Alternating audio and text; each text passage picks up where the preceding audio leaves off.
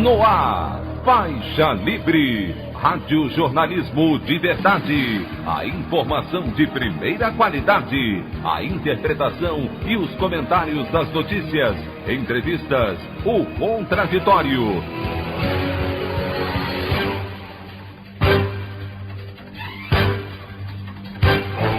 Tudo para aproximar você cada vez mais da realidade do Brasil e do mundo. Apresentação: Anderson Gomes. Depoimento de ex-secretário de Comunicação do governo Fábio Weingarten na CPI da pandemia provoca confusão após inúmeras mentiras ditas pelo bolsonarista e relator Renan Calheiros ameaça pedir sua prisão. Filho do presidente, senador Flávio Bolsonaro, chama Renan Calheiros de vagabundo e presidente da CPI, Omar Aziz, suspende a sessão para acalmar os ânimos. Pesquisa Datafolha sobre intenções de voto para eleições presidenciais do ano que vem mostra Lula com 41% da preferência, quase o dobro de Jair Bolsonaro, que aparece com 23%. Sérgio Moro e Ciro Gomes têm 7% e 6%, respectivamente. Essas e outras notícias da edição desta quinta-feira, 13 de maio do ano de 2021, do programa Faixa Livre.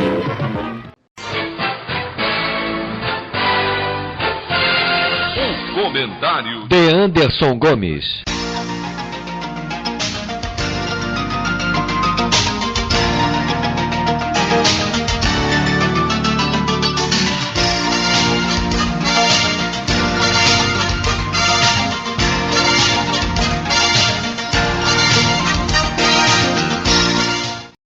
Bom dia, ouvintes. A CPI da pandemia tem se afundado na confusão, proposital ou não, dos depoentes bolsonaristas. Ontem pudemos constatar isso durante a oitiva do ex-secretário de Comunicação do governo Fábio Weingarten. Assim como fez o ministro da Saúde Marcelo Queiroga, Weingarten se esquivou das perguntas em uma evidente defesa do presidente Jair Bolsonaro, mas mais do que isso, ele irritava os parlamentares e quem acompanhava o depoimento, como eu fiz até determinado momento com suas declarações pouco claras. Ele mergulhou no limbo retórico, muito comum àqueles que apoiam o ex-capitão, isso sem falar nas inúmeras vezes em que o ex-secretário desmentiu o que ele próprio disse em entrevista recente à revista Veja, que foi o que motivou sua convocação à comissão do Senado. Em determinado momento, o relator da CPI, Renan Calheiros, chegou a ameaçá-lo de prisão caso continuasse dizendo inverdades. O presidente, Omar Aziz, interrompeu a sessão para que o advogado de Weingarten pudesse orientá-lo a respeito das consequências de suas declarações mentirosas. O ex-secretário confirmou a reunião que teve com representantes da farmacêutica Pfizer no Palácio do Planalto, mas negou que estivesse negociando a compra de doses das vacinas contra a Covid-19. Ele relatou que uma carta da empresa oferecendo o imunizante ao governo ficou por 2 meses sem resposta. Foi neste momento em que ele interveio e entrou em contato com a Pfizer para, nas palavras dele, abrir as portas do Planalto para as tratativas. Ainda que este depoimento tenha sido o mais extenso de todos que foram realizados até aqui, a CPI parece que não vai chegar a trazer maiores problemas para Jair Bolsonaro. Os acordos políticos estão acima de qualquer tipo de prova que venha a ser produzida. A blindagem do presidente se dá tanto no Congresso como na Procuradoria-Geral da República. As únicas possibilidades de o ex-capitão ter dificuldades são se houver mobilização popular nas ruas pelo impeachment, algo fora do radar por conta da pandemia, ou se o Tribunal Superior Eleitoral resolver julgar aqueles pedidos de cassação da chapa Bolsonaro-Mourão que estão há mais de ano parados na corte. De resto, dificilmente haverá uma mudança radical no cenário que venha a provocar a queda do ex-capitão. Nós continuaremos aqui cobrando as instituições para que esse pesadelo que nós vivemos atualmente tenha um fim.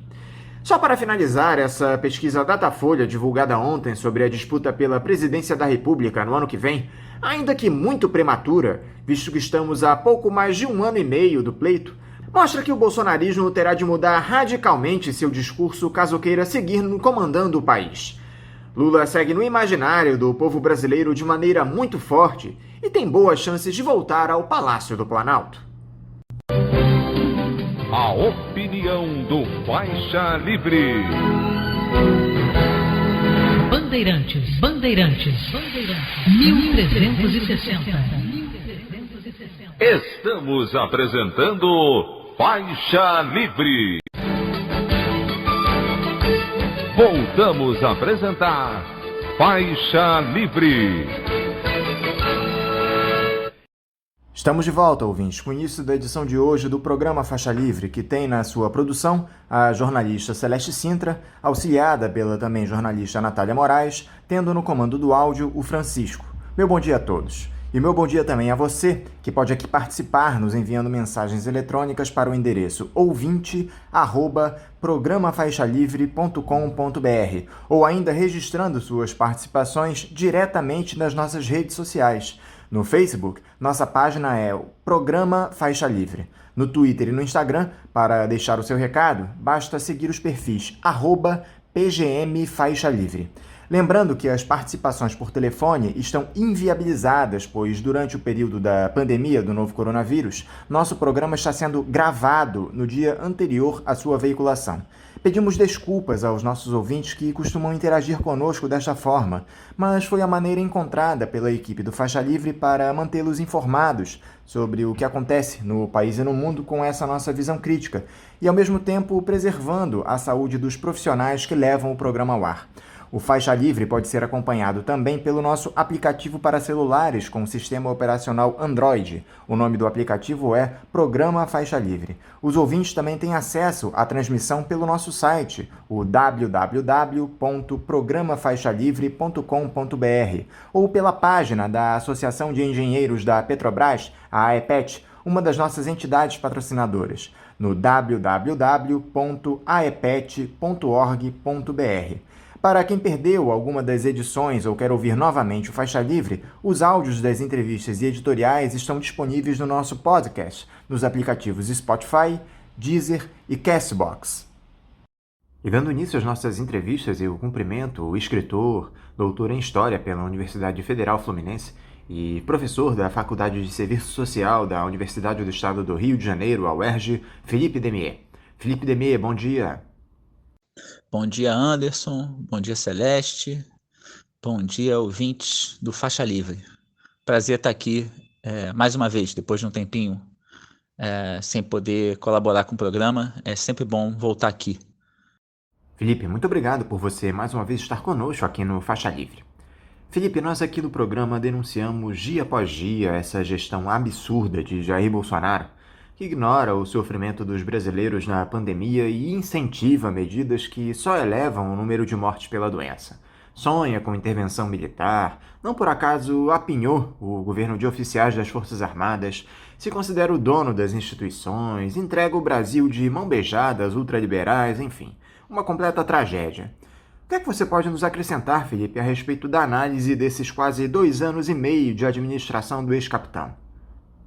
Olha, Anderson, final de 2019, né? Final do primeiro ano do governo atual, eu e a professora Juliana Fiuza, da UERJ, né, a gente organizou um livro chamado Neofascismo no Poder, que era justamente Ano 1, né, o subtítulo dele. E a gente, tanto quanto abismado com o grau de devastação, pilhagem, né, destruição do país, àquela altura não imaginava que seríamos em tão pouco tempo, né, um intervalo aí entre o fim de 2009 e os primeiros meses de 2020, surpreendido com a combinação desse projeto de tipo neofascista e ultra-neoliberal, portanto, que combina, né, o ataque violento às forças sociais progressistas, democráticas, né, e que se choca, inclusive, com instituições liberais da nossa democracia, já bastante blindada e digamos, restrita à participação do povo, mas, mesmo assim, né, o projeto neofascista do governo, né, é um projeto que busca ir além do regime vigente, portanto, é um projeto que tem como meta, né, eliminar o que ainda existe de, digamos, de liberdades democráticas no interior do regime de 88, né? E, digamos, esse projeto neofascista, né, combinado com uma perspectiva ultra neoliberal expressa aí na política econômica dirigida pelo Guedes, né, pelo Paulo Guedes, um homem que não esconde, né, o seu apreço pela morte, né, tal qual o seu presidente, né, um homem que deixa claro que as pessoas quererem viver muito tempo é ruim para a economia, leia-se, né, para as contas públicas que devem ser geridas, né, para um fundo público que deve ser gerido único e exclusivamente para o pagamento dos rentistas, dos financistas, né, os parasitas do país, né? Portanto, essa combinação de um projeto neofascista e ultra neoliberal, né, ela vai se combinar a partir de março do ano passado com a pandemia, né? E pode-se dizer, talvez sem muitos receios, que a pandemia se constituiu no cenário perfeito para o projeto bolsonarista, né? É quase um cenário que, por uma obra, não vou dizer do acaso, porque a pandemia tem raízes explicativas que apontam, sobretudo, para a devastação do meio ambiente, para o avanço predatório do capitalismo sobre o ecossistema, mas algo não previsto, né, que é a chegada da pandemia ao Brasil, né, ela vai se apresentar como um cenário, né, que funciona perfeitamente para a ação dos sujeitos no poder, né? A pandemia ela é, portanto, um palco, né, para que o avanço sobre a retirada de direitos, né, a usurpação completa do fundo público por parte dos grandes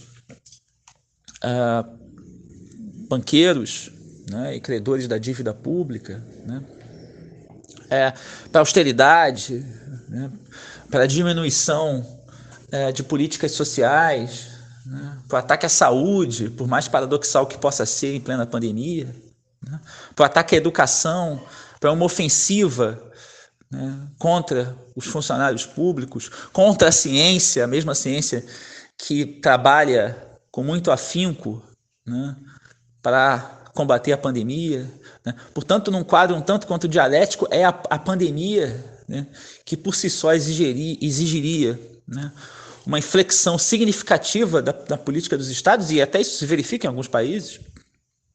No Brasil, serve para aprofundar um processo que Elaine Bering e outros autores vêm chamando de devastação, né, de destruição. É um projeto de morte e que o genocídio é a sua melhor expressão. Portanto, a pandemia ela ofereceu a oportunidade histórica para o projeto genocida. Havia um genocida no poder, um genocida que foi eleito, deixando claro, né, a sua afeição à morte, o seu ódio aos oprimidos, aos explorados, o seu caráter antipopular, né, o seu caráter antidemocrático, né. Mas ele, a partir do ano passado, ele encontra um cenário perfeito.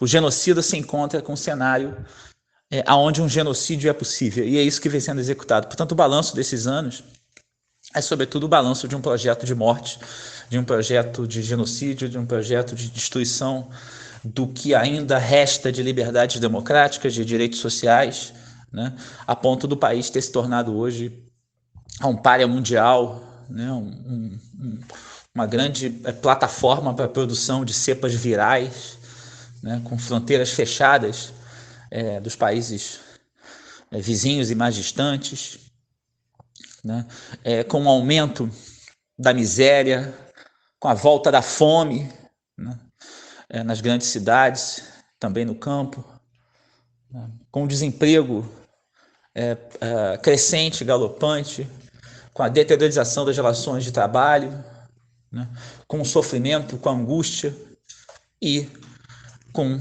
as milhares de mortes diárias com as quais, infelizmente, muitos de nós já parecemos nos acostumar, né? E quando quando um povo se acostuma com o seu próprio sofrimento, né, coloca-se uma alternativa, né? Ou ele se torna um povo, uma nação completamente resignada a uma espécie de destino histórico fatalista e pavoroso, né? Ou ele se insurge, né? E a gente aposta na insurgência. Dentre os livros que você escreveu, Felipe, um deles é o Depois do Golpe, a dialética da democracia blindada no Brasil, editado pela Mauá de X lá em 2017, ou seja, antes de o Jair Bolsonaro assumir a presidência. De lá para cá, algo mudou nessa sua análise, Felipe? Qual é o panorama da democracia brasileira hoje? O que eu avalio, né, é que aquela democracia blindada, né, o regime político ainda vigente no país, né, seja uma democracia que é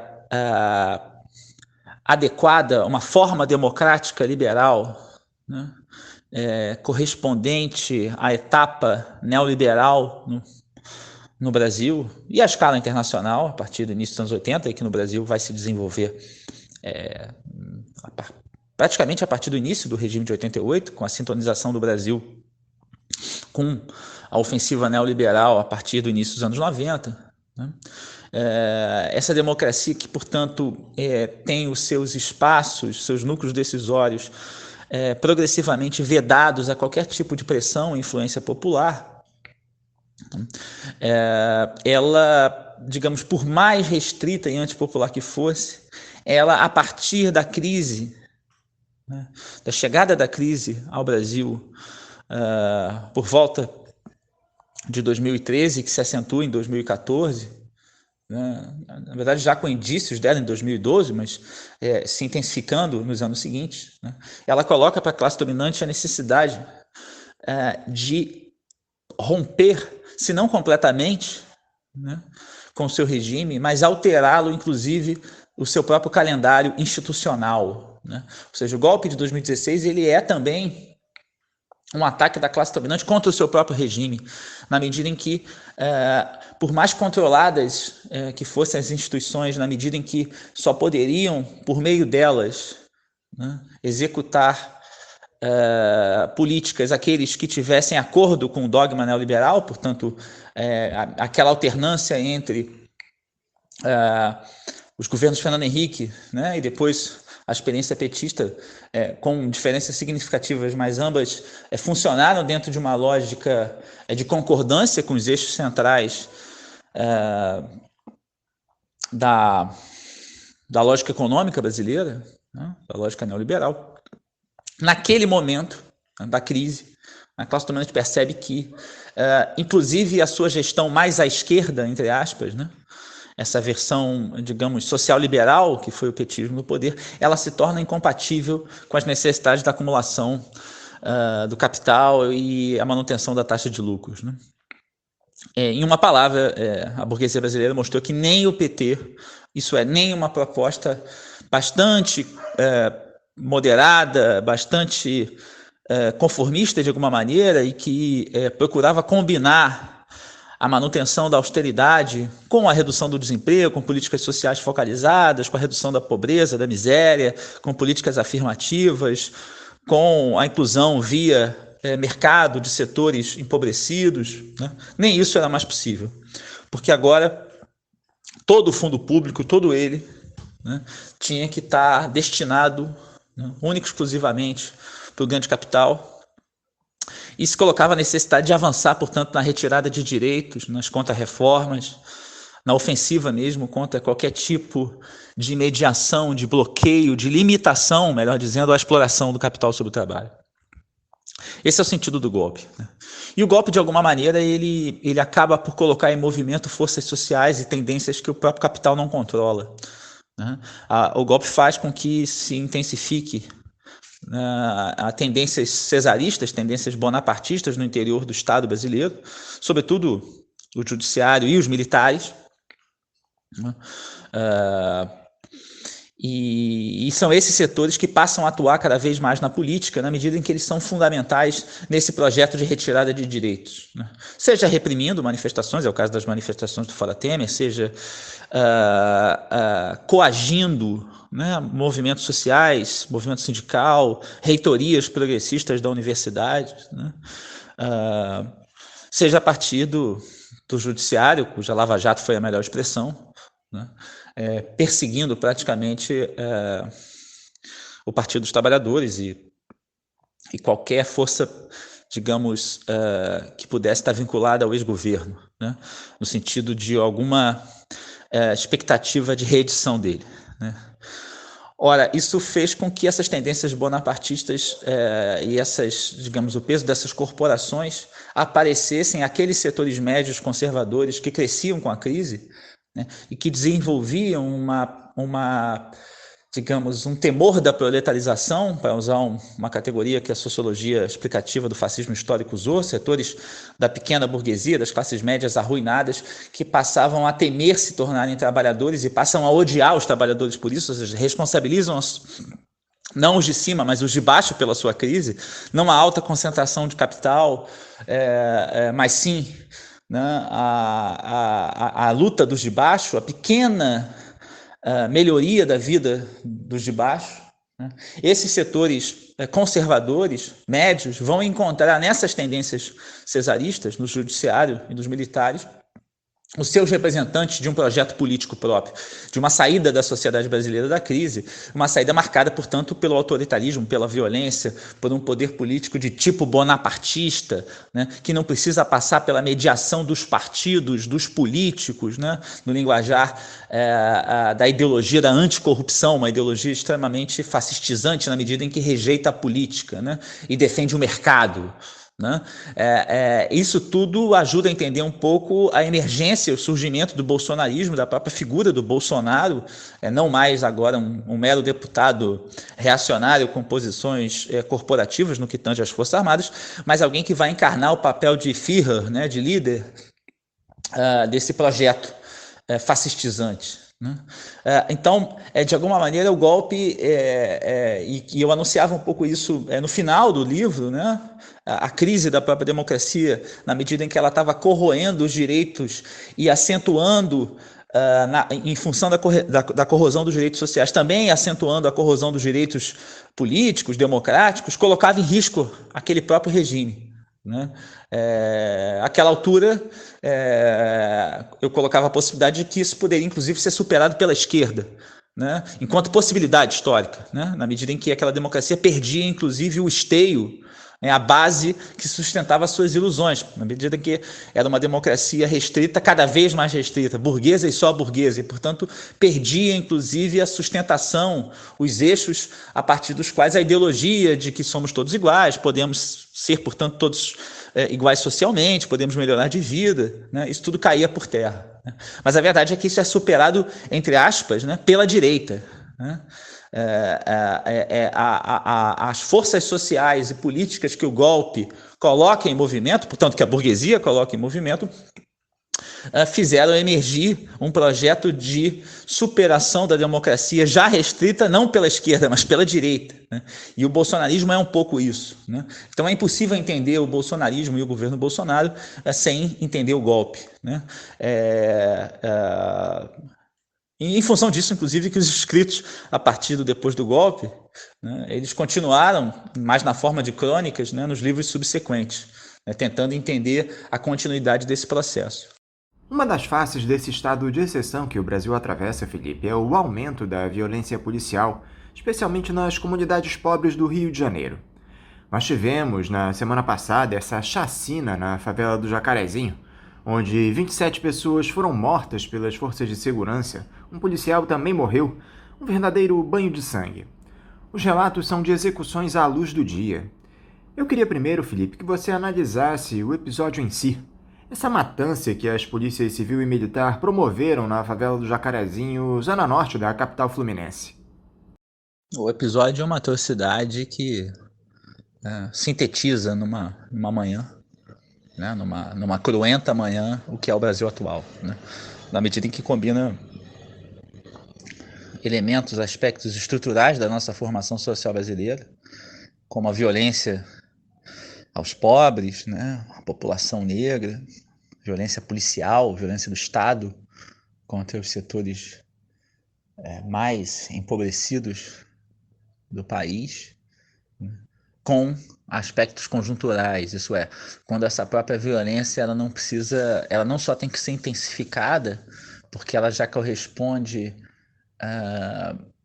a outros desígnios que não apenas, né, a manutenção da ordem no seu sentido mais geral, né, numa ordem bastante desigual, de uma formação social bastante desigual como a brasileira, onde um grau de violência permanente é sempre necessário, né, e, portanto, é um traço nosso, da nossa história, mas corresponde também aos arranjos políticos atuais, né, ou seja, a dinâmica do processo político atual, em que o bolsonarismo e os seus asseclas, as suas forças de colaboração, avançam, né, numa gestão do capitalismo periférico brasileiro baseada na morte, né, no genocídio, né, e que, portanto, ele não precisa nem sequer ser negado, né. Uma chacina como essa, ela teria, em outros tempos, né, uma coletiva da polícia diferente, né, e uma chuva de declarações, a começar pela da presidência, condenando o evento, né, mesmo que, ao apagar das luzes, pudessem o considerar necessário, né. Hoje não, ele é exaltado, né. Comete-se o genocídio e se faz a apologia dele, né. Por que o Estado só exerce o monopólio da força nessas regiões que mais precisam de serviços como educação, saúde, saneamento, cultura? Por que o Estado só sobe a favela de arma na mão, Felipe? Isso expressa um pouco o caráter, né, da nossa formação sócio-histórica, né, tanto no que diz respeito a uma sociedade que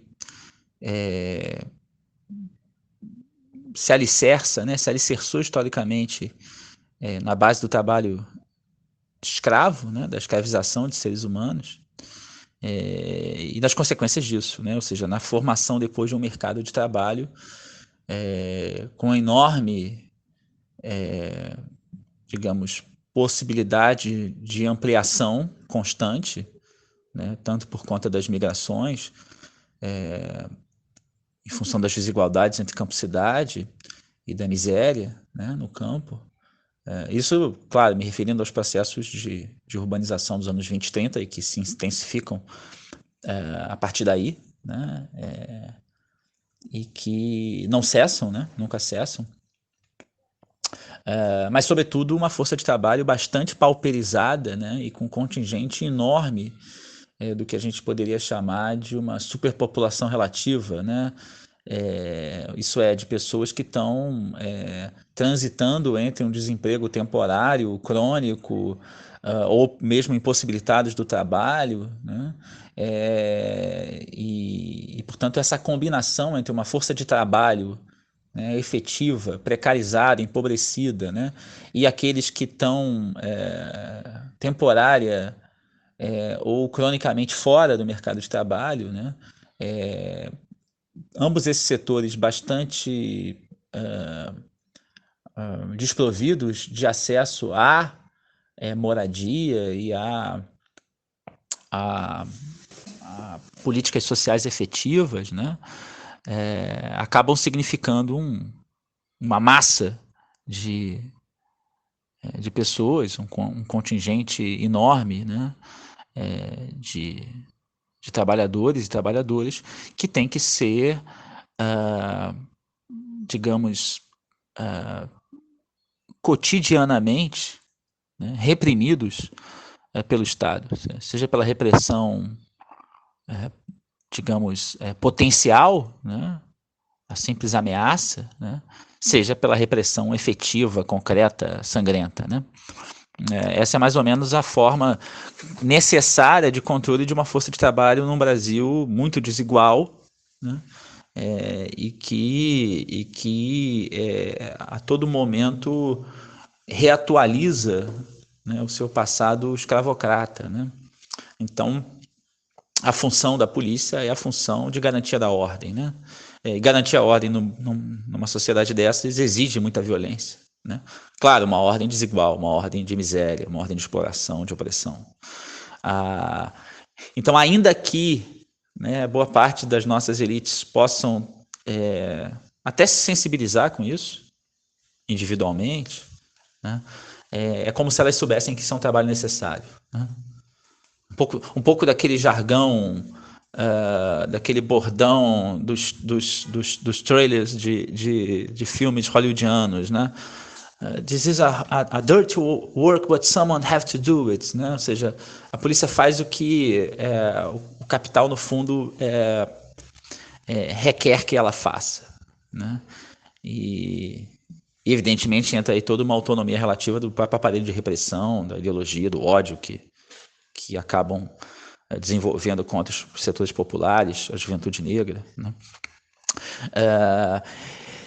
Nos marcos, né, no quadro do avanço do neoliberalismo, do ultraneoliberalismo, da retirada de direitos, do crescimento da miséria, do empobrecimento, da fome, né, e, portanto, da retirada de serviços sociais, né, da ofensiva contra as políticas sociais, né, que é o que a gente vive hoje, né, aumenta-se de forma quase diretamente proporcional a necessidade do uso da violência, né? Então, é o braço armado do Estado e cada vez mais só ele, né, que vai se relacionar no trato da questão social, né? Se ela nunca deixou de ter o braço armado, né, como seu pilar central, ela agora esse trato agora parece ser única e exclusivamente centrado nesse braço coativo, coercitivo do Estado, né? Na medida em que já não há muita possibilidade, do ponto de vista da lógica do capital, de oferecer políticas sociais significativas, de uma cidadania no estilo welfariano, né, que nunca teve por aqui, apenas simulacros ou tentativas muito minimalistas, né, mas que agora estão praticamente condenadas, do ponto de vista do capital, ao museu da história, né? Então, o que vai sobrar cada vez mais é a violência para essas populações vistas muitas vezes como sobrantes, do ponto de vista de um desejo de tranquilidade por parte do capital, né? E dos setores médios conservadores, que acabam muitas vezes tratando de forma laudatória essas chacinas, né? Como a do Jacarezinho. Voltando a falar de política propriamente dita, Felipe, parece que as nossas oposições só têm olhos para 2022. O embate do bolsonarismo em todas as suas faces se dá de maneira muito tímida, na minha opinião. O campo progressista tem atuado da maneira mais eficiente nesse momento grave que o país atravessa, Felipe? Me parece que não, Anderson. Me parece que não.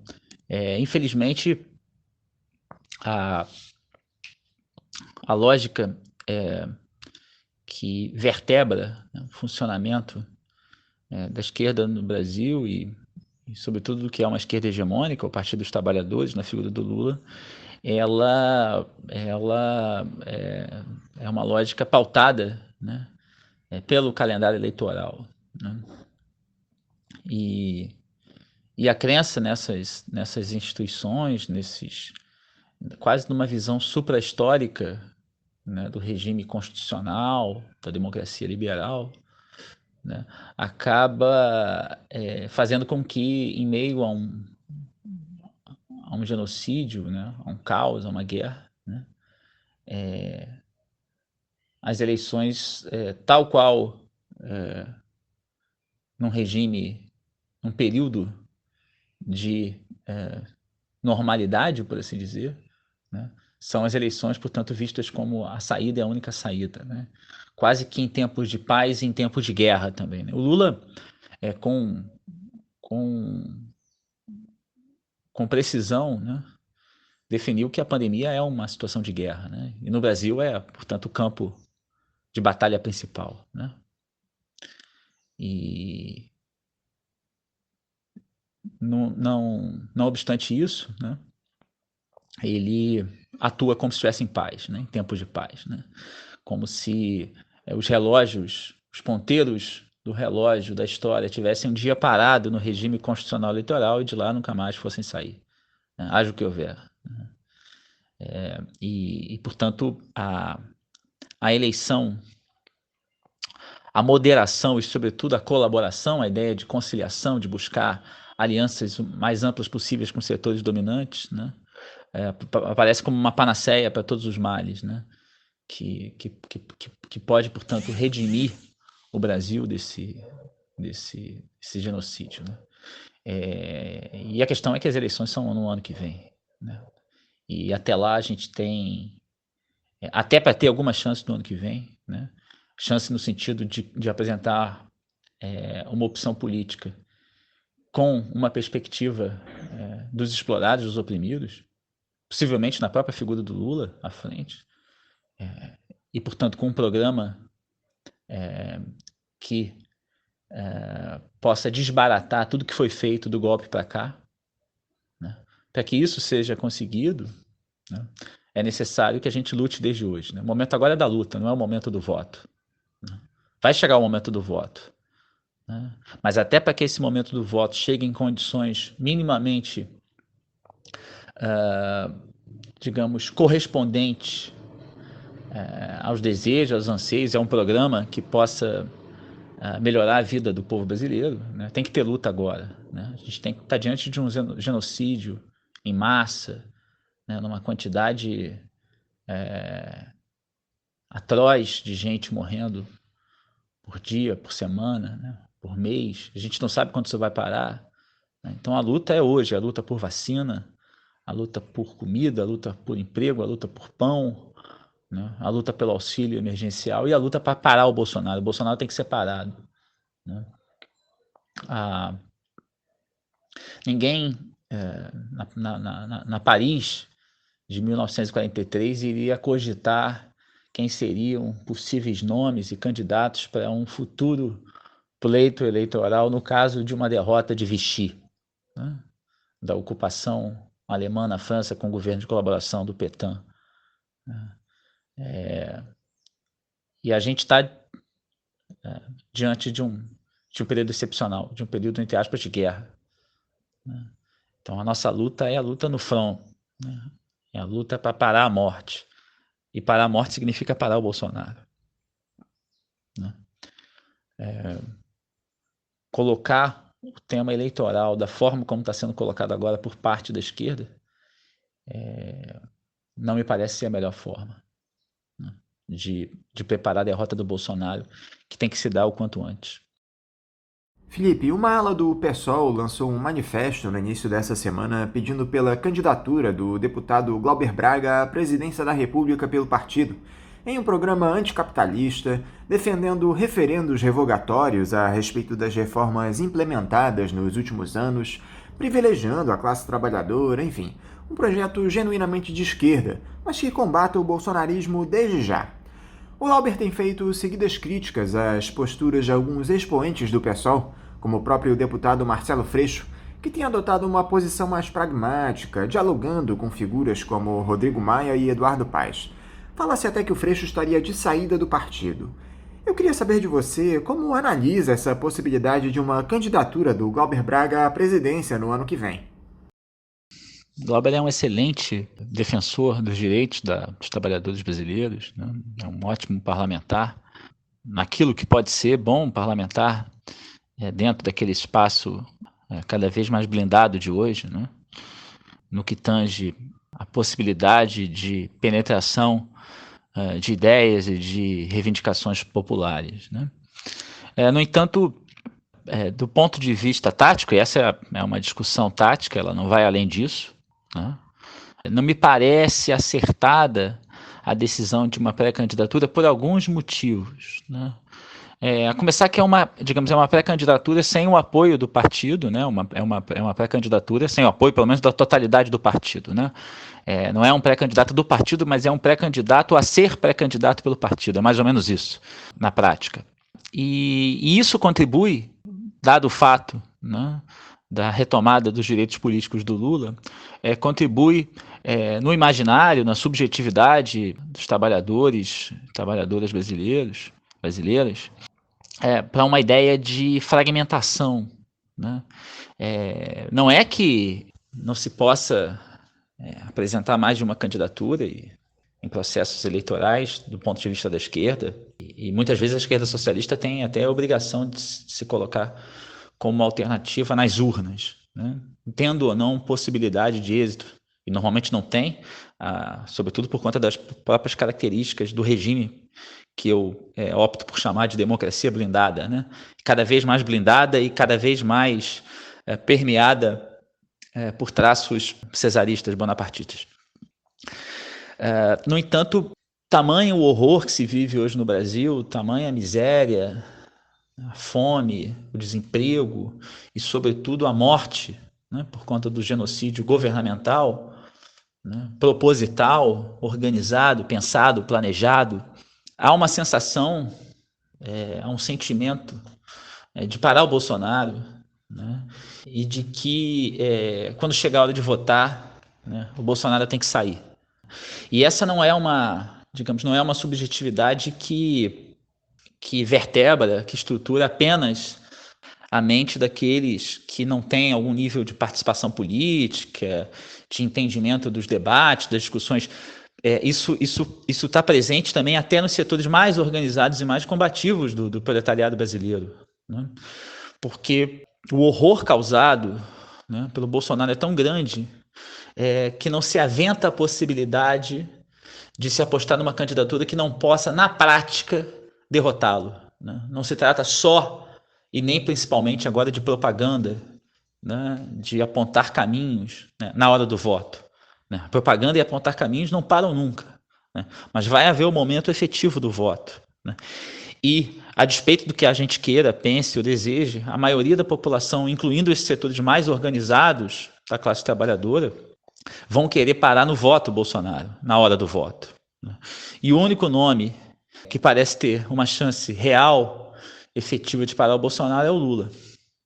Nesse sentido, é muito possível que se caminhe para uma eleição de caráter plebiscitário, né? Contra ou a favor do genocídio, contra ou a favor do Bolsonaro, e o Lula possivelmente como o único nome que pode desempenhar esse papel de contra. Isso coloca, portanto, a tática de tentar dialogar com esse setor e mostrando que a única chance da candidatura do Lula, ao ser vitoriosa, conseguir modificar de fato a vida do povo, desfazendo tudo que foi feito do governo Temer para cá, e, portanto, o que implica, né, uma proposta classista, programática, né, que não se aproxime de golpistas, né, que não se aproxime daqueles que são, em última análise, responsáveis pelo que acontece hoje no Brasil, responsáveis pelo bolsonarismo, né, mesmo que hoje possam torcer o nariz para ele. Essa é, portanto, uma tática, né? No entanto, eu queria frisar que qualquer uma dessas duas táticas, né, agora, né, me parecem precipitadas se postas como atividade central dos socialistas hoje, né?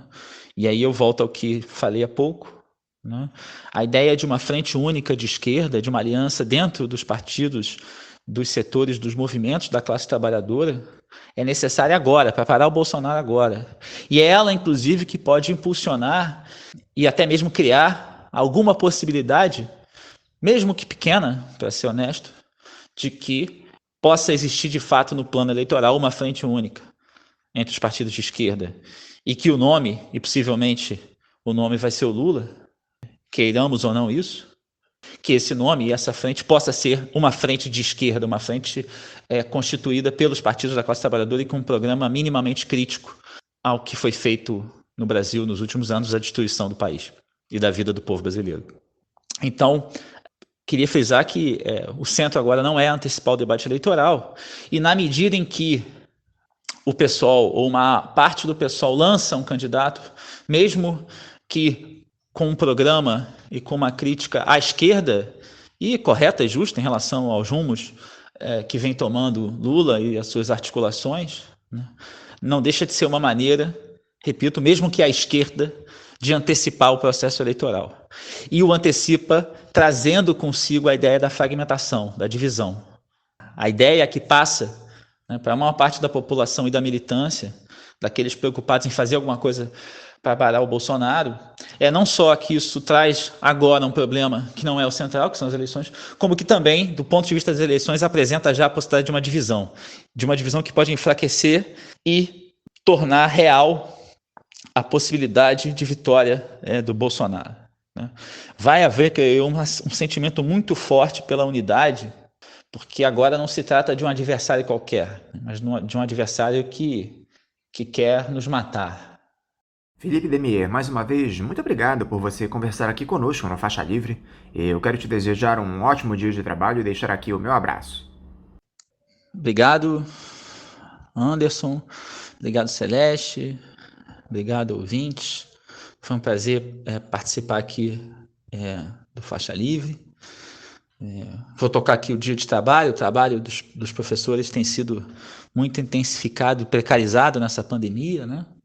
Na sua forma remota, ou para aqueles que estão sendo coagidos, né, impingidos a trabalhar presencialmente, né? Mas a gente segue tentando fazer com que, em meio ao nosso cotidiano alienado, a gente possa encontrar aí espaços, rotas de fuga, né, para pensar, para tentar olhar criticamente para a realidade e encontrar onde está nela algo de negatividade no sentido daquilo que pode negar o que está colocado hoje.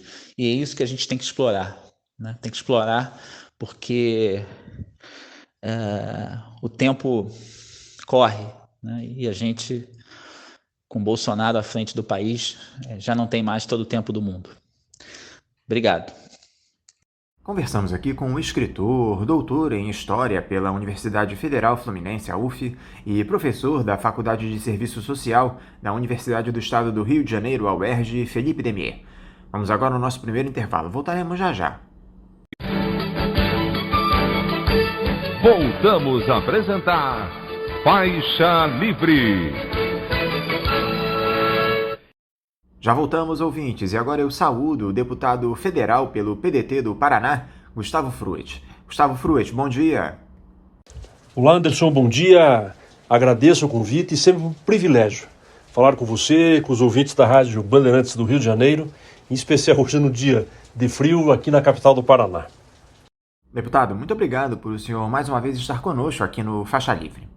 Deputado, o Brasil atravessa uma das quadras mais conturbadas da sua história.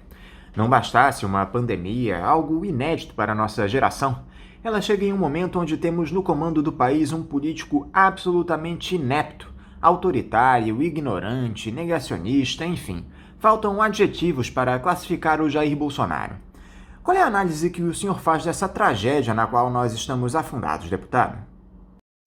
O depoimento do presidente da Anvisa, de alguma maneira, responde de forma objetiva e clara essa diferença e esse contraste ao negacionismo.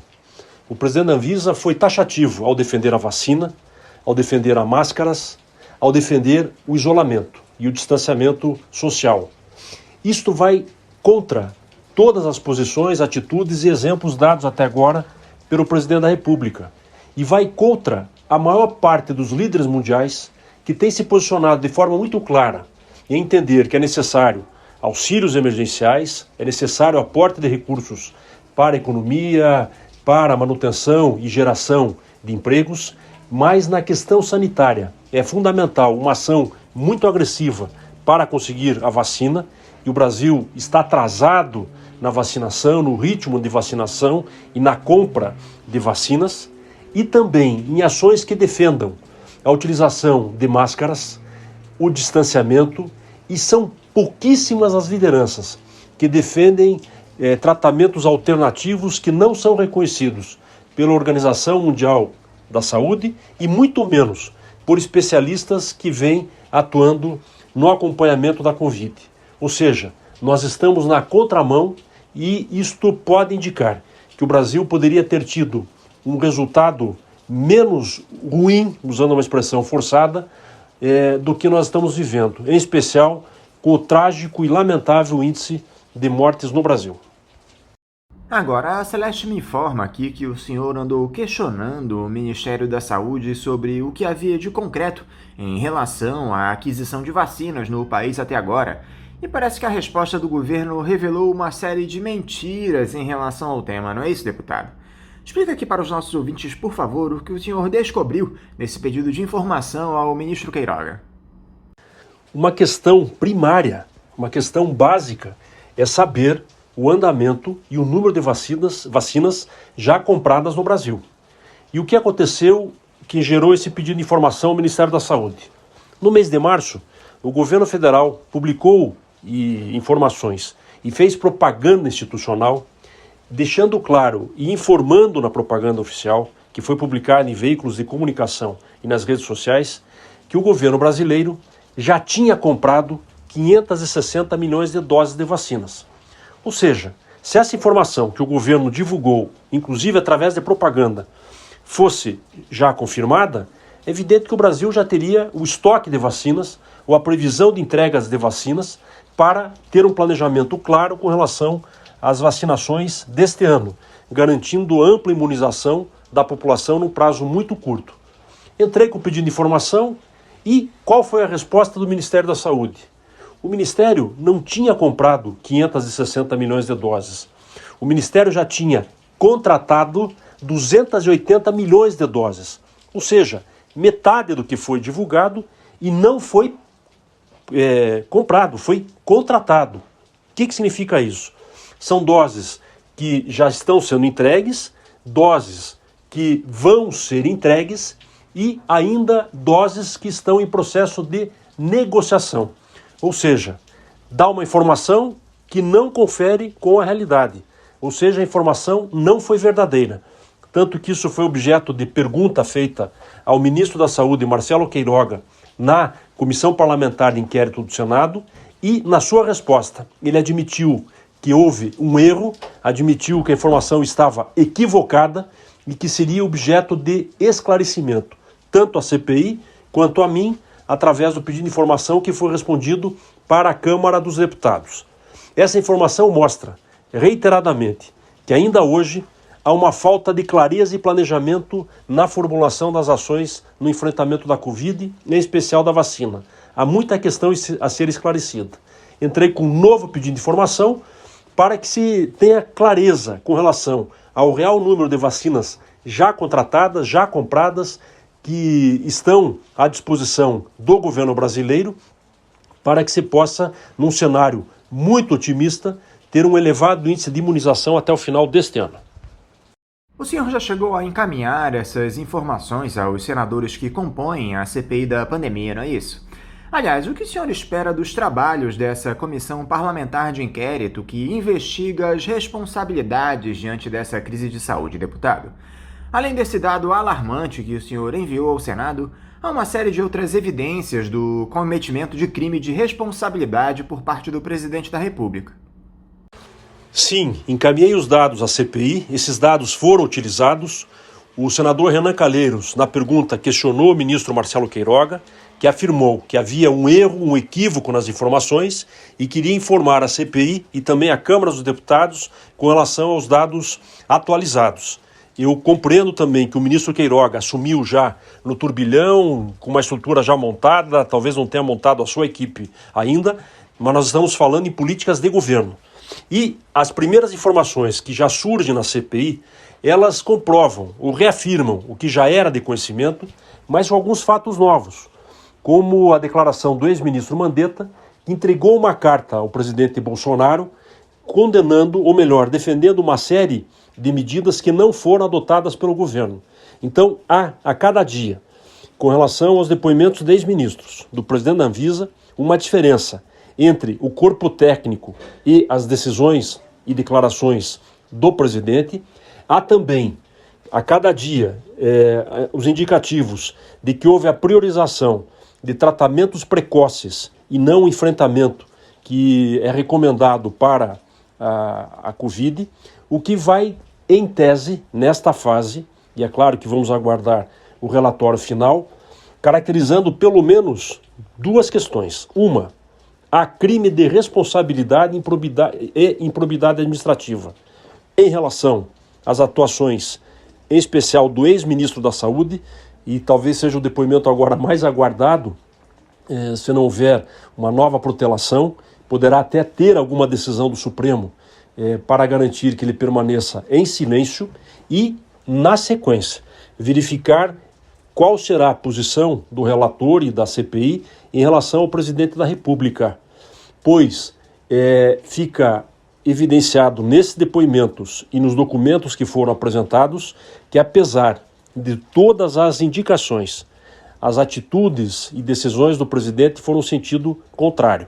Vamos aguardar, inclusive, os dados relativos àquelas ofertas de vacinas que foram feitas desde o ano passado, como é o caso do laboratório Pfizer, e verificar se isso também terá o comprometimento por parte das autoridades. Está muito claro, deputado, que falta vontade política para se promover o impeachment do ex-capitão, porque eu confesso que nunca vi na história um presidente que tenha cometido tantos crimes, e não só de responsabilidade, crimes comuns também. O senhor observa algum movimento que possa mudar esse panorama, onde o Centrão troca apoio político por benesses? Está aí o escândalo do tratoraço que não nos deixa mentir. Cada dia é crescente na sociedade, mesmo em alguns setores e eleitores que votaram no presidente Bolsonaro contra o PT, um sentimento de que o Brasil caminha na direção errada. E esta questão da pandemia está expondo isso de forma mais acentuada, porque há um confronto em relação ao que muitos defendem e até políticas adotadas em outros países no enfrentamento da pandemia e também na questão econômica. Vivemos uma soma de fatores negativos com a crise política.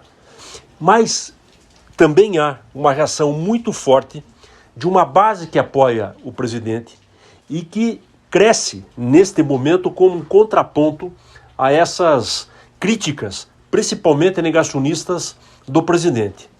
Eu tenho reiterado que parece que a razão não nos salvará. Esse acaba sendo um debate muito mais, às vezes, entre extremados e torcedores fanáticos do que propriamente na defesa da razão e principalmente da ciência e de valores humanos, indicadores econômicos que são clássicos e aplicáveis para uma situação como essa. E é evidente que isso reflete no Congresso e na Câmara dos Deputados, a quem cabe, por 2/3 dos deputados, votar a abertura de um processo de impeachment. Então, para que isso aconteça, é preciso que o presidente da Câmara coloque em votação e, na sequência, a Câmara, por 2/3 dos seus deputados, aprove a abertura desse processo. Este número não tem hoje. Essa disposição do presidente da Câmara também não tem hoje. Ele tem reiterado que não vai pautar esse tema. Ou seja, há uma sustentação com esta base do governo que reage em apoio ao presidente, por mais criticado que seja, mas cresce na sociedade, não só naquele eleitor que foi anti-Bolsonaro, mas também no eleitor que votou no Bolsonaro e mesmo num eleitor, numa parcela da população que não se envolveu e é contra esta polarização, de que alguma medida precisa ser feita. Neste ritmo, a CPI pode ter um indicativo no seu relatório, se aprovado, que fortaleça esses argumentos, mas é bom lembrar que a cada dia que se chega mais perto do calendário eleitoral, essa situação, esta possibilidade diminui. E eu sou realista. Há uma maioria hoje muito sólida na Câmara de apoio ao governo. O governo tem usado os mecanismos que o governo tem para ter esta relação, principalmente com o Congresso, e nessa questão, nesse exemplo que você deu, com relação lá à Codevasf, na compra de tratores que priorizou alguns parlamentares que são da base do governo, é evidente que isto fica nítido, claro, e parece que vai banalizando na vida política nacional. E o senhor não tem atuado apenas nas ações em relação à pandemia, deputado. Recentemente, o senhor entrou com medida para barrar um ato do governo federal que libera supersalários para o funcionalismo em todo o país, o que beneficiaria, entre outros, o próprio Jair Bolsonaro, seu vice Hamilton Mourão, além de uma série de ministros. O senhor também questionou o programa Casa Verde Amarela, que teve suas verbas reduzidas em 98%, o que o inviabilizaria por completo. Outro questionamento foi sobre um acordo para que Itaipu invista R$ 1 bilhão na revitalização de Furnas, algo que o senhor avalia não ter legalidade comprovada. Eu gostaria que o senhor fizesse aí um resumo a respeito dessas iniciativas do seu mandato, cobrando o governo federal, deputado. No momento de crise, desemprego, cenário de pandemia, o governo e o presidente assinam uma portaria permitindo que servidores nomeados no governo recebam acima do teto salarial, que é de R$ 39.200. Isto chega a ser esquizofrênico. Num cenário em que setores do governo, como o presidente, defendem a reforma, várias reformas que atingem em cheio, principalmente quem ganha baixo salário, reformas que reduzem o salário na crise de trabalhadores, que atinge pequenos e médios empresários, que estabelece um auxílio emergencial na faixa de R$ 200, o governo abre uma exceção e diz não, quem está nomeado pelo presidente pode ganhar mais de R$ 39.200. É perda de juízo num cenário de crise. Parece que são mundos diferentes. É aquela história, faça o que eu digo, mas não faça o que eu faço. Isso acaba beneficiando diretamente não só o presidente, mas pessoas próximas ao presidente. É uma mensagem equivocada, errada. Então eu entrei com o projeto para assustar esta medida.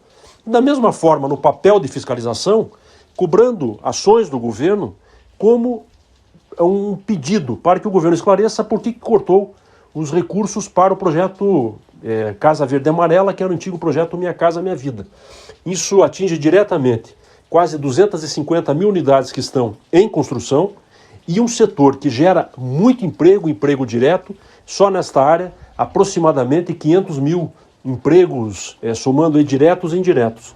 Então é algo contraditório. E no caso de Itaipu, que é uma empresa binacional, é entender como é que uma empresa que foi criada para gerar energia tem recurso para fazer investimentos e financiamento. Para a Furnas, por exemplo, que é uma empresa que tem uma estrutura muito maior, que depende e é ligada ao sistema Eletrobras, para a revitalização da linha de transmissão. É claro que é uma obra importante, mas esse dinheiro, na hora que sai de Itaipu, mostra que não há acordo para isso, não era a função de Itaipu, e o governo gradativamente vai utilizando a Itaipu para financiar projetos que não estão no tratado e que, evidentemente, tem outra conotação. Isso tem um apelo também no meu estado, Paraná, porque nós, desde o início desse processo, cobramos o fato de que o Paraná, que é o maior gerador de energia hidrelétrica do Brasil, não recebe o ICMS da energia. É o mesmo que acontece com o Rio de Janeiro na questão do petróleo. O senhor acha que a oposição tem atuado de maneira efetiva no Congresso, deputado? Há alguma ação que vocês parlamentares que são contrários a essa gestão genocida do Jair Bolsonaro poderiam implementar para pressionar pelo afastamento do ex-capitão? Falta coordenação, uma liderança que oriente os esforços dos parlamentares? Anderson, não. Eu acho que a oposição está articulada, tem bons líderes nos partidos de oposição, tem um bom líder da oposição, um bom líder da minoria, mas tem uma questão que acaba sendo matemática. A oposição é minoritária. Talvez, na história recente do Brasil, pela primeira vez, nós temos na oposição um número de deputados que não atinge, por exemplo, 1/3, número mínimo, para propor uma CPI na Câmara dos Deputados, que é, na democracia, em qualquer democracia e nas constituições contemporâneas, inclusive a brasileira, um instrumento de minoria. É um instrumento de fiscalização. Então, a oposição ela tem tido um papel muito firme de denúncia, de ocupar os espaços, de ocupar a tribuna, mas dentro dos instrumentos que tem. Pela Constituição, ela não tem um número mínimo de deputados para ter um outro resultado na Câmara dos Deputados. ela tem agido junto ao Ministério Público, ao Tribunal de Contas da União, ao Supremo Tribunal Federal, tem procurado nas comissões da Câmara, e vale a pena acompanhar agora a proposta de mudança do regimento da Câmara dos Deputados, o que vai diminuir muito, principalmente nesse momento, a possibilidade da oposição utilizar instrumentos, em especial ocupar o tempo na tribuna da Câmara para se posicionar. Deputado, está muito claro que a disputa pela sucessão do Bolsonaro já começou e o candidato do seu partido, Ciro Gomes, tem feito constantes ataques ao ex-presidente Lula, que também deve ser postulante a uma vaga no Palácio do Planalto. Essa estratégia de mirar no petista, buscar entendimentos com políticos ultraliberais, é a melhor maneira de se conquistar terreno? O caminho é a aliança com a direita, deputado? Até abril, maio do ano que vem, é difícil que haja uma grande alteração no cenário e com impacto nas pesquisas. É exigir demais da população, vivendo com a pandemia e com a crise econômica, já ter uma posição com relação ao processo eleitoral. Nesse momento, é claro que é uma polarização entre os eleitores do presidente Bolsonaro, que tem um teto, mas é expressivo, e os eleitores do ex-presidente Lula, que também tem um teto expressivo e, portanto, polarizaram. O Ciro tem que buscar alternativa para quebrar esta polarização. E é evidente que ele disputa muito esse eleitor que hoje tende a votar majoritariamente no ex-presidente Lula. É claro que o resultado disso a gente só vai avaliar lá na frente, mas é uma opção feita neste momento para tentar se diferenciar lá adiante e mostrar que é uma alternativa ao Brasil que conversa com setores diferentes da sociedade. E a gente tem que tomar um cuidado, às vezes, só em restringir o voto entre esquerda e direita. É claro que isso mobiliza, principalmente, a militância, quem tem uma militância mais expressiva. Mas nós temos um eleitor conservador no Brasil, e isso deve ser tratado com reconhecimento e respeito. Não significa ser reacionário, mas que tem posições conservadoras, que tem uma posição decisiva no processo eleitoral. Isso, inclusive, foi uma estratégia do PT para conseguir garantir a eleição do presidente Lula. Lembrem da carta ao povo brasileiro, justamente para dialogar com uma parcela importante da população. Então, o Ciro tem procurado ampliar esse diálogo, mostrar que tem clareza com relação ao diagnóstico e às alternativas para o Brasil, mas não se vence a eleição majoritária do tamanho do Brasil se não houver a capacidade de diálogo com setores diferentes da sociedade. Eu reitero, é um posicionamento que vai se intensificar provavelmente nos próximos meses, mas o resultado efetivo nesta composição, ou como dizem os antigos, nesse tabuleiro, nós só vamos ter clareza mais próximo do processo eleitoral ano que vem. Muita gente tem dito, deputado, que a esquerda no Brasil está falida, precisa se reinventar. O senhor concorda com esse tipo de análise? Não, mas eu coloco uma outra observação. É evidente que a cada eleição, a cada processo, a cada geração, a gente tem que ter a humildade e principalmente a capacidade de entender que tem certas questões que são estruturantes, são permanentes, mas tem certas questões que, se virarem dogmas, impedem que a gente consiga evoluir, consiga entender as novas realidades e a dinâmica social.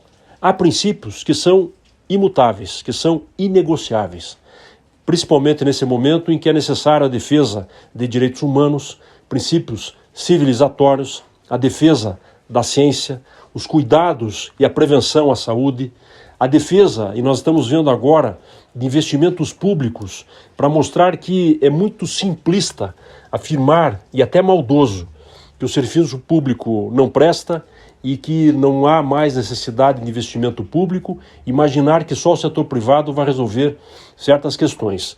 O setor privado tem competências para algumas áreas, mas há setores que vão depender, no Brasil e no mundo, e nós estamos vendo isso inclusive agora nos Estados Unidos, de investimentos públicos, como é o caso da saúde, e esta crise, ela acabou apontando uma contradição. Ela acabou expondo, e de forma necessária para a compreensão de todos, a importância do Sistema Único de Saúde. E acabou também expondo a importância do setor de pesquisa, a necessidade dos investimentos em ciência, em tecnologia inclusive como independência do Brasil. Vejam a demora que o Brasil está tendo em relação aos países que detêm o chamado IFA, aquele imunizante para a fabricação de vacinas, nesse momento. O fechamento ou a diminuição de investimentos em laboratórios que produzem imunobiológicos no Brasil, o que mostra o grau de dependência do país em relação a toda essa indústria de medicamento. O Brasil já teve demonstrações de enfrentamento no setor, como é o caso dos medicamentos genéricos, mas é necessário dar um novo salto de qualidade. Então, reinventar, todos nós temos que sempre estar fazendo isso. É algo que ocorreu no Brasil que é um pouco cíclico ou pendular. Nós saímos de um modelo liderado pelo presidente Lula, houve uma mudança extrema para uma pessoa que praticamente não tinha tradição nenhuma na vida partidária, sem uma proposta clara para o Brasil, mas que representou uma soma de sentimentos e permitiu a eleição do Bolsonaro. Nós temos que entender como é que o Brasil chegou neste ponto e procurar apresentar alternativas para sair desse dilema que nós estamos vivendo hoje, dessa situação negacionista, deste grau de ódio, nesse momento em que prevalecem, parece que fake news, em que prevalece uma disputa que é incentivada muito mais para o fanatismo e contra a razão do que propriamente na defesa de um projeto para o futuro do Brasil. Qual o legado que está sendo deixado nesse período e até que ponto esse debate sobre temas morais ele está sustentando só um projeto de poder ou efetivamente uma demonstração da sociedade brasileira. Eu acho que nós estamos vivendo um momento de falta de política no sentido positivo. E isso precisa retomar, permitindo um outro tipo de debate, qualificar o debate e principalmente as lideranças que vão participar desse novo momento. Então, eu acho que a questão é muito maior do que simplesmente imaginar que é um debate ideológico que está, nesse momento, em foco no Brasil. Deputado Gustavo Fruit, mais uma vez, muito obrigado por o senhor estar aqui conosco no Faixa Livre. Eu quero desejar um ótimo dia de trabalho e um forte abraço. Anderson, novamente, eu que agradeço a gentileza do convite e reafirmo que é um privilégio conversar com a Bandeirantes do Rio de Janeiro, com você, agradecer a sua equipe, cumprimentar os ouvintes e sempre na torcida, para que a gente possa superar esse momento tão desafiador, tão difícil, mas a crença de que vamos avançar. Eu sempre lembro o Ariano Suassuna: o otimista é um tolo, o pessimista é um chato. O que a gente tem que ser é um esperançoso realista. Então, reafirmar a confiança e a esperança em nosso país. Muito obrigado e sempre à disposição. Conversamos aqui com o deputado federal pelo PDT do Paraná, Gustavo Fruit. Vamos agora a mais um intervalo. Voltaremos daqui a pouquinho. Voltamos a apresentar Faixa Livre. Já voltamos, ouvintes, e agora eu saúdo a doutora pela Pontifícia Universidade Católica do Rio Grande do Sul, a PUC, e professora da Universidade Federal de São Paulo, Joana das Flores Duarte. Joana, bom dia. Olá, Anderson, bom dia a todas e todos os ouvintes aí do programa Faixa Livre. Um grande prazer estar nesta manhã aí com vocês. Joana, muito obrigado por você estar aqui conosco no Faixa Livre. Joana, na última sexta-feira nós assistimos estupefatos àquela chacina patrocinada pelas forças policiais do Rio de Janeiro, na favela do Jacarezinho, levando à morte 28 pessoas em um banho de sangue que infelizmente tem se tornado rotina nas comunidades pobres por aqui. Eu li essa semana uma análise muito interessante que você produziu, Joana, a respeito das motivações para esse massacre no Jacarezinho. Mas antes disso, eu gostaria de ouvir as suas impressões sobre mais um episódio criminoso que tem no centro do debate a polícia que mais mata e a que mais morre no país. Exatamente, Anderson. A polícia que mais mata também é a polícia que mais morre. E quando a gente faz, a mediação dessa afirmação com o critério étnico-racial, a gente chega nos corpos, quem são esses sujeitos que mais morrem, independente da da posição que estão ocupando nessas operações. Segundo o Fórum Brasileiro de Segurança Pública, em 2019, de cada 10 pessoas mortas pela polícia, 8 eram negras. De cada 3 policiais mortos em operações, 2 eram negros. O que isso significa? Que essa letalidade do Estado, que essa operacionalidade bélica do Estado, ela vai ocorrer, ela vai recair, e na sua grande maioria, sobre corpos negros. Isso não é um fenômeno recente, isso não é um dado recente, embora tenha sido publicado em 2019, a formação jurídica, a concepção de quem é sujeito de direito, quem é sujeito passível de criminalização no Brasil, ela antecede, a própria dimensão do Estado de Direito, e isso é a nossa grande lacuna. Se a gente olha para a Constituição, para a primeira Constituição Imperial de 1824, a gente vai ver que a pessoa escravizada, não era dada nenhuma garantia, absolutamente nada, nenhum reconhecimento enquanto sujeito de direito, até porque ela estava na condição de mercadoria, Esse período, o mercado escravagista, ele era permitido, não existia ainda, a marcação dele ser considerado um mercado ilícito, portanto ainda não estava na condição de tráfico de pessoas, mas de mercado de pessoas. Então as pessoas escravizadas e comercializadas no Brasil, vindas de África, não eram reconhecidas como sujeitos, mas sim enquanto mercadorias, mas numa situação em que os seus donos, os senhores, cometessem algum crime e fossem responsabilizados, eles poderiam colocar essas pessoas escravizadas para cumprirem seus crimes, para cumprirem as penas dos seus crimes. Isso é na Constituição Imperial de 1824. No Código Criminal de 1830, o mesmo reforço, A pessoa escravizada não era dada nenhum direito, porque não era reconhecida como sujeito, mas sim como peça, como mercadoria, mas já existia um Código Criminal, definindo as condutas criminalizáveis, passíveis de criminalização e de punição desses sujeitos. Então, vejam só, a gente já tem na formação histórica, social histórica brasileira, uma definição de quem seria sujeito de direito e quem seria sujeito passível de criminalização. Mediado com isso, com a estrutura do Estado, a formalização do Estado assegurando o direito de propriedade privada. Portanto, os senhores de terra, os senhores donos de escravos, pessoas escravizadas, eram os senhores concebidos como senhores de direitos, e as pessoas na condição de mercadorias escravizadas como pessoas passíveis de criminalização, ou seja, a forma como essa operacionalidade jurídica, punitiva, belicista, ela foi formatada.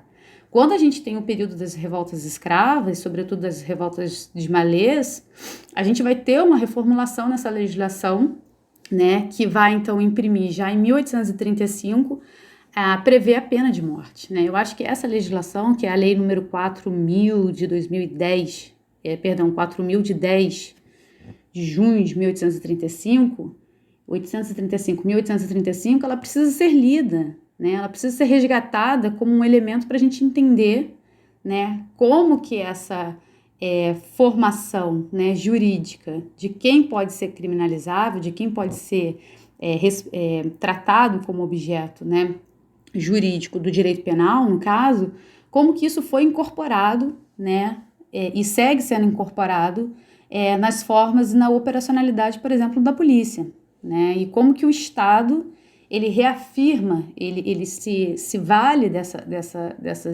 desses elementos históricos para fazer valer uma espacialidade criminalizável, para fazer quais são os sujeitos passíveis dessa operação da polícia, onde a polícia atua de forma extremamente violenta, como ela adentra, uma operação que foi totalmente descabida do ponto de vista jurídico, mas isso ganha um reforço, a gente vê, inclusive, um reforço de tentar fazer essa operação legal. Ontem, por exemplo, eu assisti uma entrevista na televisão do atual governador do Rio de Janeiro, dele dizendo que a investigação vai seguir, mas que em nenhum momento a polícia vai ser desrespeitada.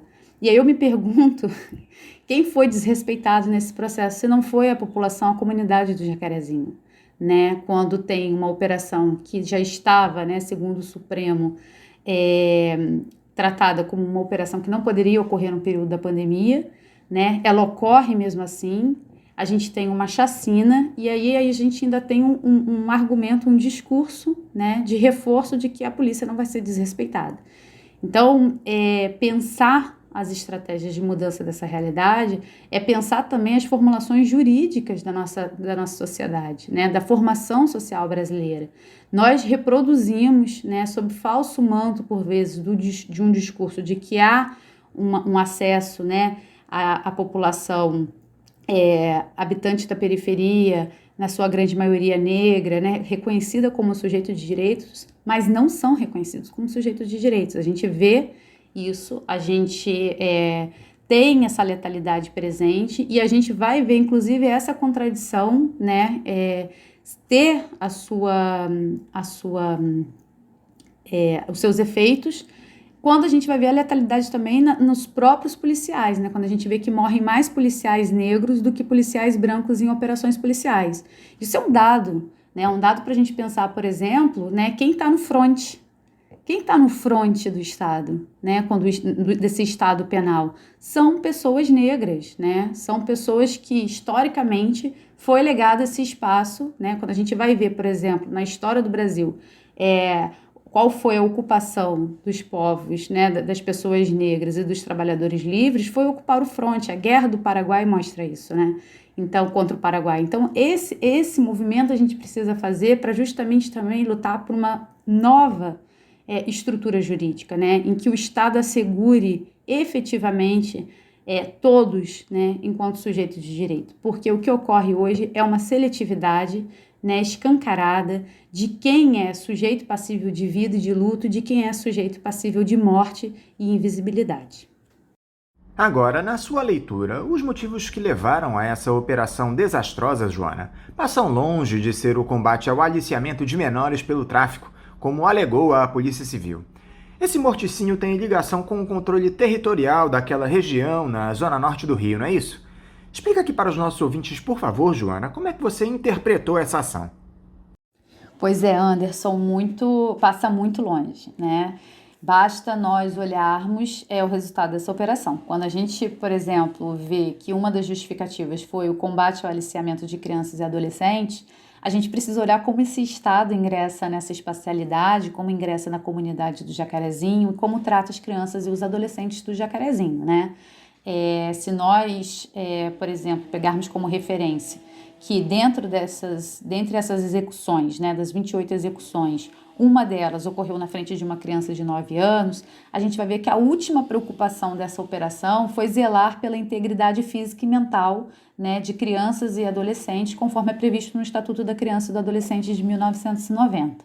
Né? A outra questão é o argumento de que seria uma operação para prender armas e drogas. A gente não teve absolutamente nada em termos de apreensão de drogas. E o número de armas apreendidas, a gente sabe que em outros espaços, em outras espacialidades nobres, né, da capital, nós tivemos o triplo de armas apreendidas. Então, em termos de justificativa, é importante dizer que, mesmo que fossem apreendidas 10 toneladas de cocaína, que fossem apreendidas um armamento de guerra dentro dessa comunidade, isso não justificaria, não daria fundamento, tá, em momento algum, para essa chacina. É importante falar isso porque, por vezes, parece que a ausência de apreensão de drogas e de armas é o que justifica a letalidade, e é o oposto, né? Nada justifica a letalidade. Inclusive, mesmo se fossem apreendidas quantidades de armas e drogas jamais apreendidas na história do Rio de Janeiro. Isso é um ponto.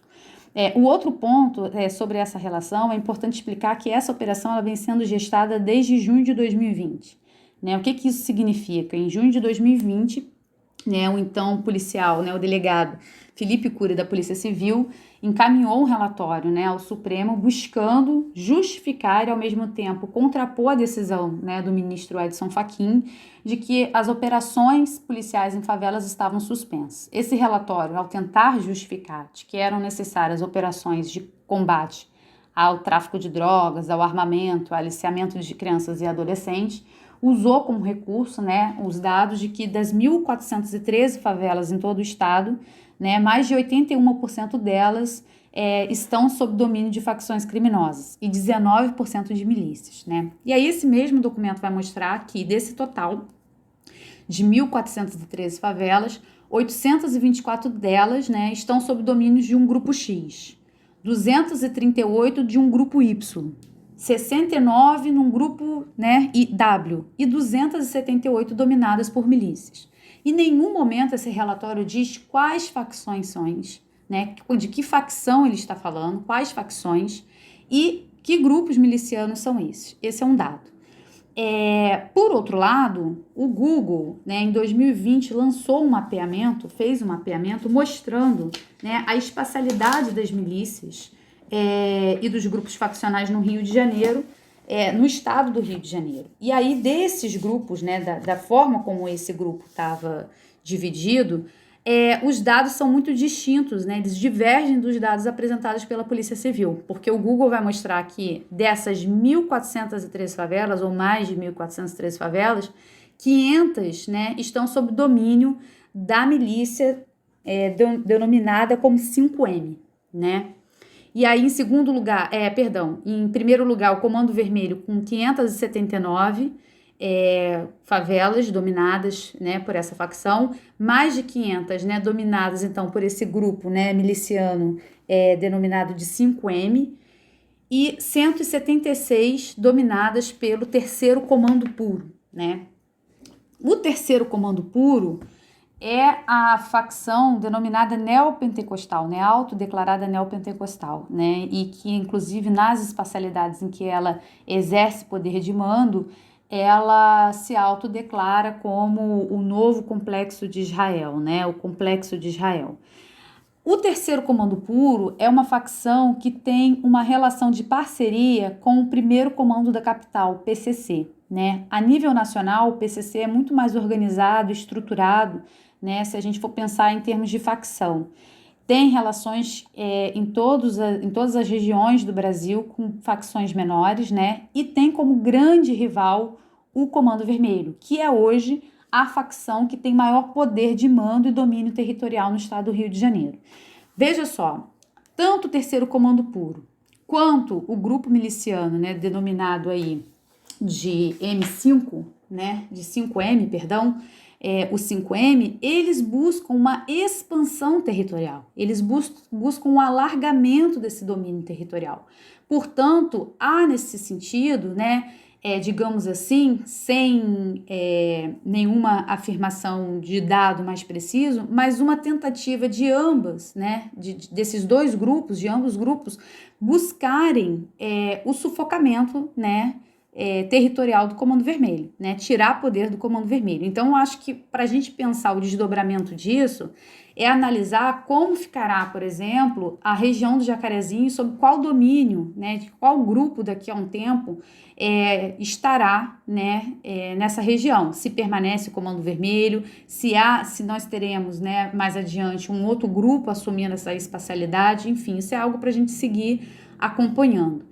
É importante também destacar nesse sentido que esses grupos, né, ao disputarem essas espacialidades e a forma como o Estado, né, mediante a atuação da polícia, ingressam, a gente tem uma perda significativa da crença dessa população, da esperança dessa população na estrutura do Estado, né? Então, assim, de todo modo, o que a população do Jacarezinho e o que a população, né, do Rio de Janeiro e das demais regiões desse país, que são regiões dominadas por grupos faccionais, né, e o caso da milícia é algo mais específico, digamos assim, ou algo mais desenvolvido no estado do Rio de Janeiro, e para isso a gente tem os estudos do professor José Cláudio Souza Alves, né, que é um grande estudioso e tem uma extensa produção sobre milícias, a gente vai ver que tem uma relação de poder e mando nessa comunidade e uma ausência absoluta do Estado de Direito.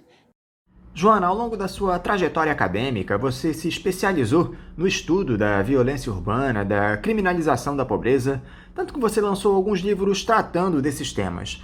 Mas você tem profundo conhecimento a respeito do mercado de drogas, tanto aqui no Brasil como fora do país. E essa disputa do tráfico é uma das faces que levam a esse tipo de tragédia que nós vimos no Jacarezinho. Primeiro, Joana, a favela não produz drogas e armas. Como é que esse tipo de entorpecente chega às mãos desses varejistas do tráfico, desses jovens que foram completamente abandonados pelo Estado? Perfeito, Anderson. Quando eu falo da ausência do Estado, né, do Estado social, eu estou dizendo justamente também de um Estado que possa gerar trabalho assegurado, renda, né, que possa trazer uma dimensão formal, né, e, portanto, garantidora de direitos sociais, né? Quando a gente tem a diminuição, né, ou a não atuação desse Estado, né, e eu diria que para essas populações esse Estado ele não chega, e aí ele só tem a face punitiva do Estado, a forma de geração de renda, a forma de ingresso no mercado de trabalho, ela vai ocorrer na grande maioria na informalidade, e por isso a gente tem um número, né? Hoje a gente tem mais, né, de 12 milhões de desempregados no país, e quando a gente vai ver, esse número está operando também na informalidade. E a gente vai ter uma outra relação, que é o quê? A informalidade ilícita, né? Quando eu falo em mercado de drogas, eu estou afirmando que esse mercado ele opera com essa força de trabalho que não acessa o mercado de trabalho formal, que não acessa a formação, né, no sentido do acesso à educação, né? São pessoas com baixa escolarização, residentes da periferia, né? Portanto, também com investimento muito baixo no processo formativo, no processo de aperfeiçoamento, até mesmo das relações de trabalho, e, portanto, elas estão muito mais expostas e muito mais vulneráveis do ponto de vista econômico e social, né, para assumirem essas atividades de risco dentro desse mercado informal e ilícito de trabalho, né? O tráfico de drogas é uma denominação jurídica, né, uma legislação, né, que no caso brasileiro a gente começa desde 76, né, e tem uma releitura dessa legislação em 2006, que na verdade ela tende muito mais, não só a criminalizar e a segregar as pessoas, né, mais pobres, mas ela coberta, né, ela tem um caráter seletivo, racial, né, e de gênero, que ela coberta os verdadeiros traficantes. E aí uma das minhas, né, afirmações e das minhas pautas em relação a isso é justamente, né, de que nós temos um grupo que é varejista e atua nesse mercado, no ramo do varejo e, portanto, numa atividade laboral informal e ilícita, e nós temos os verdadeiros patrões, os verdadeiros donos desse mercado, né? E isso partiu dessas experiências que eu tive enquanto pesquisadora, entrevistando mulheres, né, porque a minha pesquisa era muito mais voltada para a questão do ingresso das mulheres no mercado informal de drogas, e a narrativa dessas mulheres, as experiências dessas mulheres, inclusive confrontando, né, na última década, de 2006 a 2016, uma mudança, inclusive, estatística, porque a gente teve um ingresso maior de mulheres com mais de 35 anos. Ou seja, mulheres de 35 anos até 60 anos ingressando no mercado de drogas, no que eu denomino de trabalhadoras, né, de domésticas do tráfico, porque elas passam a exercer dentro de suas casas vendas de drogas, né, comercialização no varejo dessas drogas como complementação ou como renda exclusiva, né, de sobrevivência. E quando você vai perguntar qual era a atividade, né, que essas mulheres desempenhavam laboral anterior ao ingresso no mercado de drogas, todas narram a experiência como trabalhadoras domésticas informais, né, ou seja, uma condição lícita, mas informal, ou seja, a gente tem uma transição do trabalho informal lícito para o trabalho informal e lícito. Essa linha ela é muito tênue quando a gente está falando de pessoas que nunca acessaram o Estado de Direito, porque a informalidade, né, ou seja, a ausência de acesso aos direitos, a ausência do trabalho assegurado, ela também descaracteriza, né, a Constituição, ela sequer dá subsídios para se formalizar um conceito, uma concepção de cidadania. Né? Então, ela já vive à margem. O que eu digo de viver à margem, ela já vive fora, né, desse acesso ao direito assegurado, do direito legal, né, do direito como um direito. E, portanto, se são ainda residentes de espacialidades criminalizáveis, né, como a gente vê, em que é autorizado, né, pelo Estado uma ação policial como essa que ocorreu no Jacarezinho, essas pessoas elas são passíveis a todo tempo, né, do que a própria lei traz como indício de culpabilidade. Elas estão sempre sob suspeita de alguma conduta que pode desencadear alguma ação ilícita, né? Então, mais uma vez, a gente vê que nessa ausência, né, do direito assegurado, do direito como algo concreto na vida dessas pessoas, o ingresso no mercado de drogas passa a ser não só uma opção do ponto de vista monetário de geração de renda, mas algo que está muito tênue dentro dessa relação de informalidade. Portanto, nenhuma dessas mulheres entrevistadas elas vão narrar e por vezes vão se confrontar com a sua condição de aprisionada, porque elas falam, eu estava executando um trabalho. Para mim era um trabalho. Quando eu falo trabalho é porque elas têm metas, elas têm pautas, elas respondem numa carga horária, elas têm um conjunto de critérios, de regras, né, para serem cumpridas dentro desse mercado.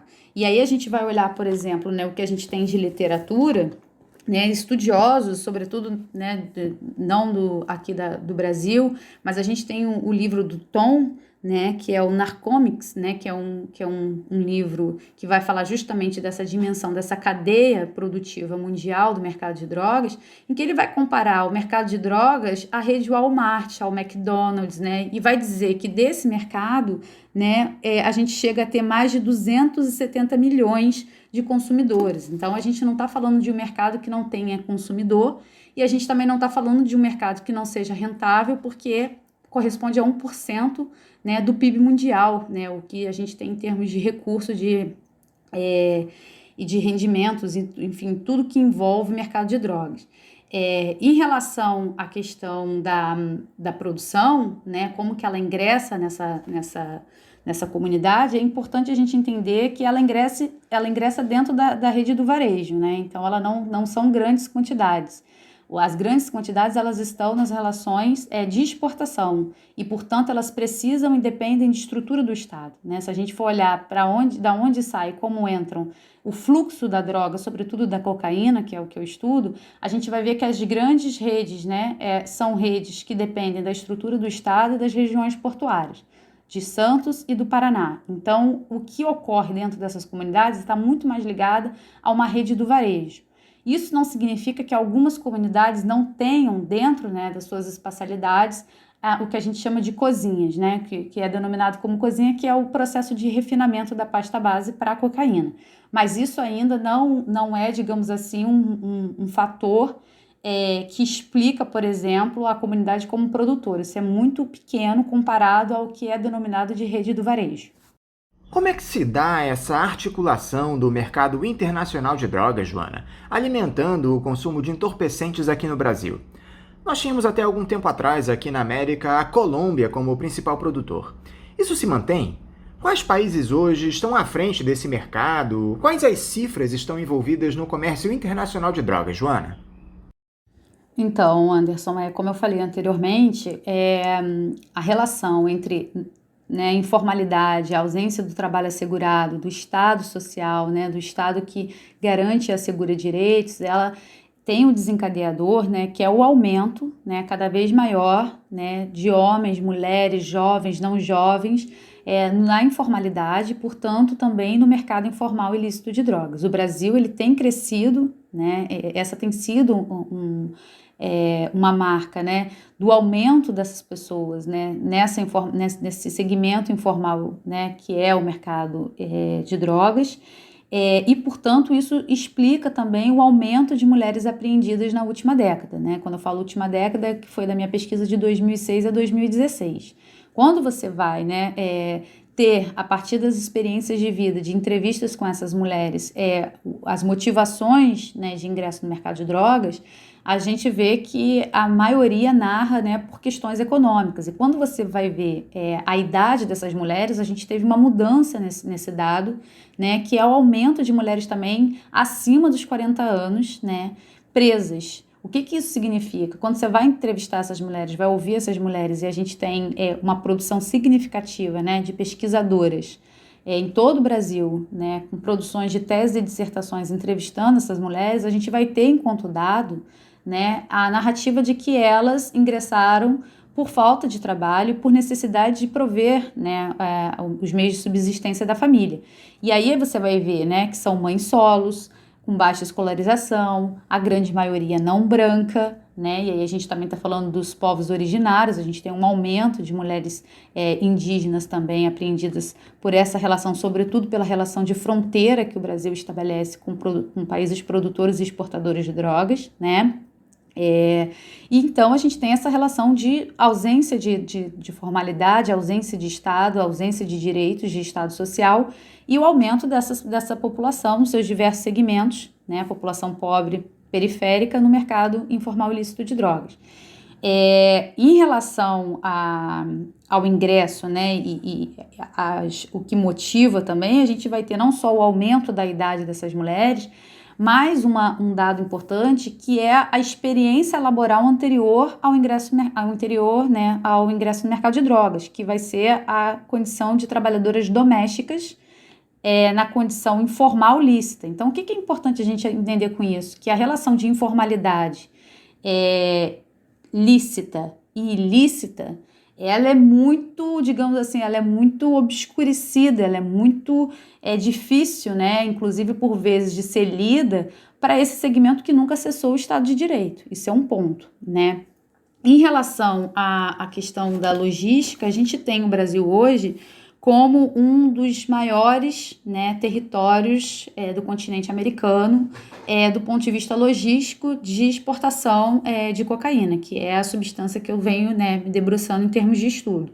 Por quê? Pela sua relação de fronteira com países produtores, né, com Colômbia, sobretudo com a Colômbia e com a Bolívia, né, a exportação, então usando mais as regiões, né, de fronteira para chegar até a região portuária do Brasil, né? As grandes estruturas utilizadas, elas têm suporte do Estado. Quando a gente vai ver o que sai de droga do Brasil com destino à Europa, ao continente africano, continente europeu, continente africano, a gente vai ver que ela depende da estrutura e da logística da região portuária, mais especificamente do Porto de Santos e do Porto de Paranaguá, no Paraná, né? E aí a gente vai fazer um comparativo do que é apreendido em termos de drogas, né? Os valores que isso mobilizam, e em detrimento que a gente tem de aprisionamento de mulheres no Brasil, né? Quando a gente vai ver a quantidade que as mulheres são presas, está sempre nos gramas, né?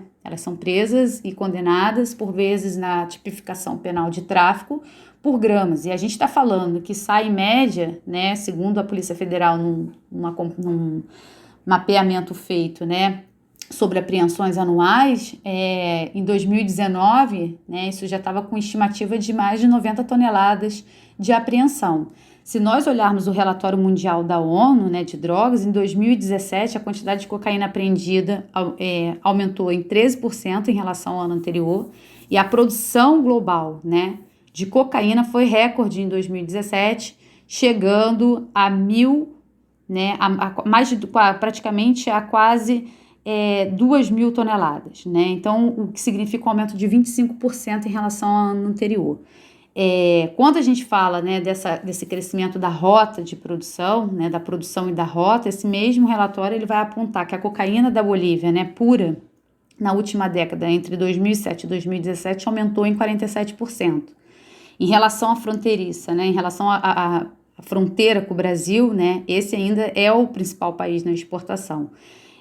Quando o Observatório de Drogas europeu revela das apreensões feitas também em 2017, eles mostram que essas apreensões elas ultrapassam os dados, né, históricos, ou seja, as apreensões elas não só estão aumentando, né, mas também mostrando um nível maior de sofisticação, tanto nessa relação de exportação, como o uso, né, global das estruturas do Estado. O Estado tem sido usado e atuando também, os agentes estatais também atuando nesse mercado, nessa relação.